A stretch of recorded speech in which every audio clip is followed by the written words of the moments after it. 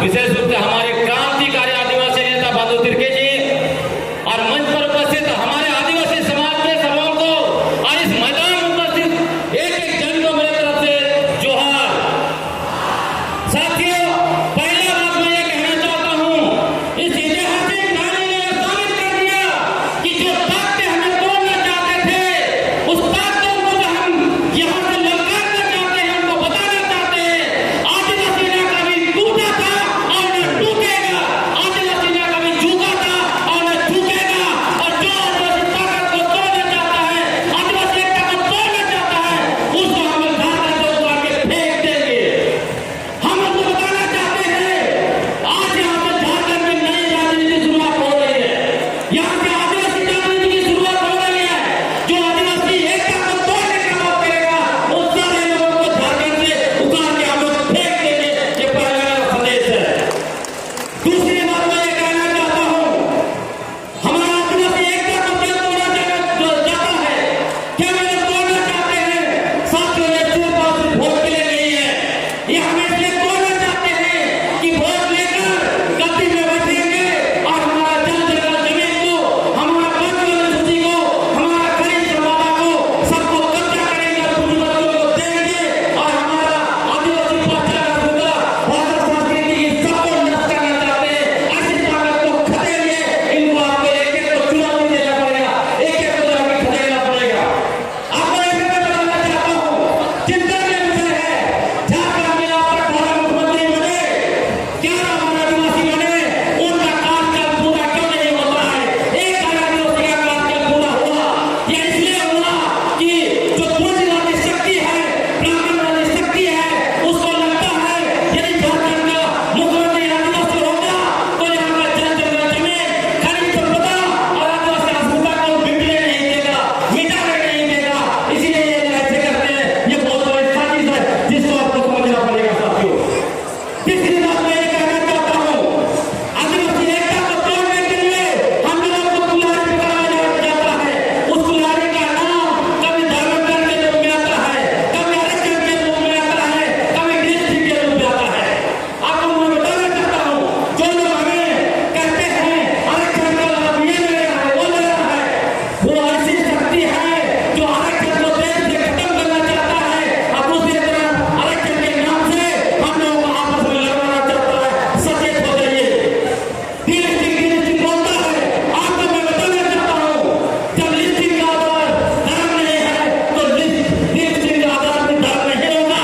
Listing का आधार सिर्फ और सिर्फ लोकल कमेटी 1965 का 5 क्राइटेरिया होगा और यदि उसके आधार पर डिलिस्टिंग होता है तो समझ लीजिए शहर में रहने वाले सारे आदिवासी, चाहे वो सरना धर्म मानता है, ईसाई धर्म मानता है, हिंदू धर्म में कोई और धर्म मानता है, सारे लोग डिलिस्टिंग हो जाएंगे।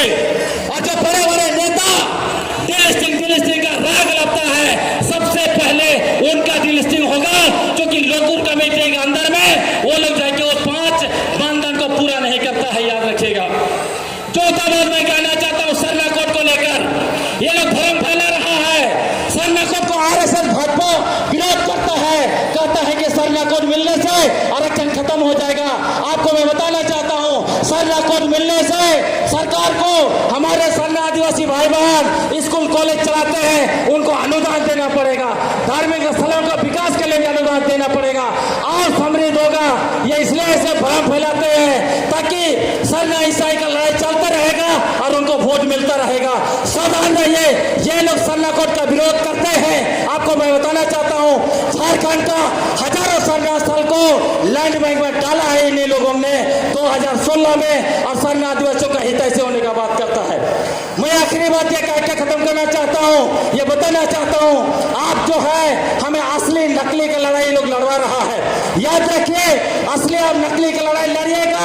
आप जो है कि सरना ईसाई का लड़ाई लड़िएगा, आप जो है यार ये जो कुल्हाड़ी दे रहे हैं उसे एक दूसरे को काटेंगे, अपने अधिकारों को काटेंगे तो खत्म हो जाएंगे।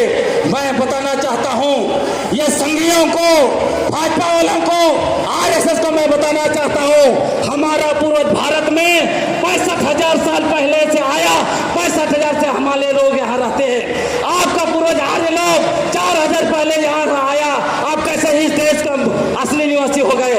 भारत आदिवासी राष्ट्र है और वो लोग चाहते हैं जिस दिन आदिवासी शब्द को खत्म कर देगा उस दिन आदिवासी का दावा खत्म हो जाएगा। इसलिए हमारे ऊपर वनवासी शब्द थोपता है।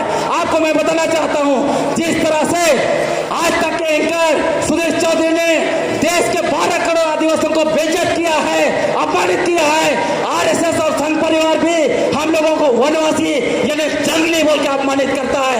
ऐसे शक्तियों को एक एक गांव से खदेड़िए, इनको खदेड़ना होगा और आदिवासी पहचान के साथ हमें कहना होगा हम सबसे पहले आदिवासी हैं, उसके बाद धर्म आया, उसके बाद कुछ है। हम आदिवासी हैं, ये धरती के मालिक हैं, भारत देश का मालिक है। यहाँ का एक एक मिट्टी, एक एक जमीन, एक एक जंगल, यहाँ का जो है कि एक एक पानी का मालिक आदिवासी है। इतने कहते हुए आपको खत्म करता हूँ। आप जो है एकजुटता के साथ रहिए, यही चट्टानी एकता के साथ। जो लोग आदिवासी एकता को तोड़ना चाहता है उसको झारखंड की राजनीति से हम लोग उखाड़ के फेंक देंगे। बहुत बहुत धन्यवाद। जोहार। बहुत बहुत धन्यवाद भाई इलेक्शन डुंगडुंग जी को। और अभी पता चला है कि रात